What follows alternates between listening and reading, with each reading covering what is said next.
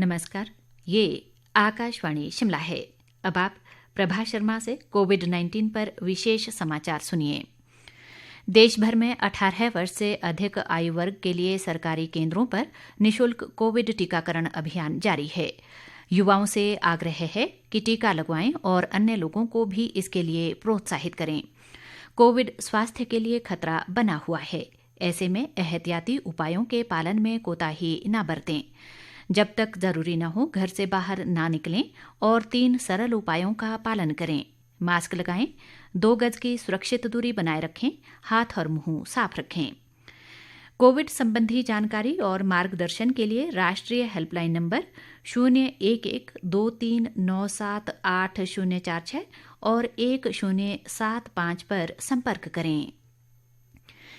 प्रधानमंत्री नरेंद्र मोदी ने अब से कुछ देर पहले विश्व युवा कौशल दिवस और कौशल भारत अभियान की 6ठी वर्षगांठ के अवसर पर देश के युवाओं को संबोधित किया। अपने संबोधन में प्रधानमंत्री ने कहा कि स्किल डेवलपमेंट युवाओं की जरूरत है। उन्होंने कहा कि स्किल इंडिया आत्मनिर्भर भारत का आधार है और जिसके पास स्किल है उसे आगे बढ़ने के अवसर मिलते हैं। प्रधानमंत्री ने कहा कि कोरोना से प्रभावी तरीके से लड़ने में स्किल वर्कफोर्स का बड़ा योगदान रहा है।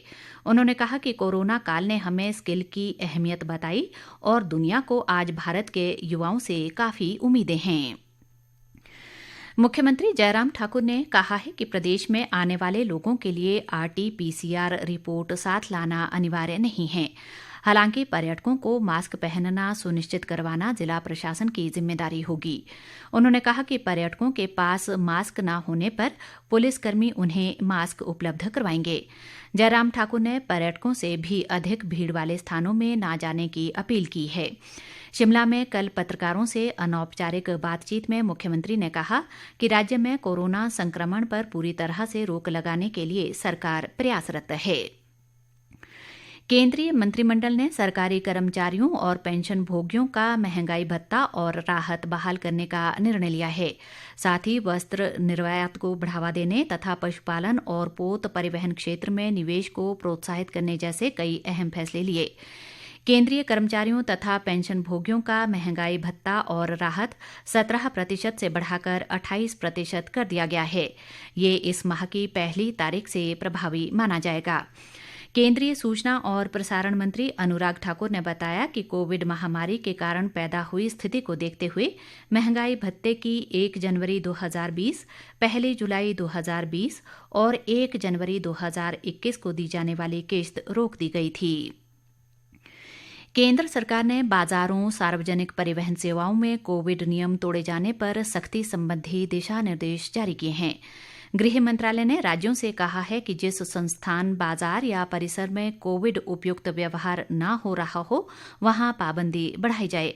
केंद्रीय गृह सचिव अजय भल्ला ने राज्यों व केंद्र शासित प्रदेशों को इस संबंध में पत्र लिखा है। गृह मंत्रालय ने हिमाचल प्रदेश सरकार को कोविड संक्रमण के चलते अतिरिक्त सतर्कता बरतने के निर्देश भी दिए हैं। देश भर में कोरोना संक्रमण से अब तक 3,43,850 लोग स्वस्थ हो चुके हैं। मौजूदा समय में देश में कोरोना के सक्रिय मरीजों की संख्या 4,32,041 है।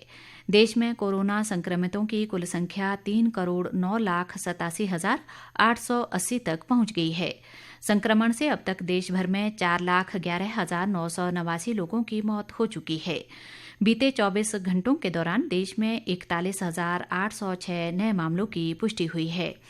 ICMR के अनुसार देश भर में अब तक 43,80,11,958 लोगों की कोरोना जांच की जा चुकी है।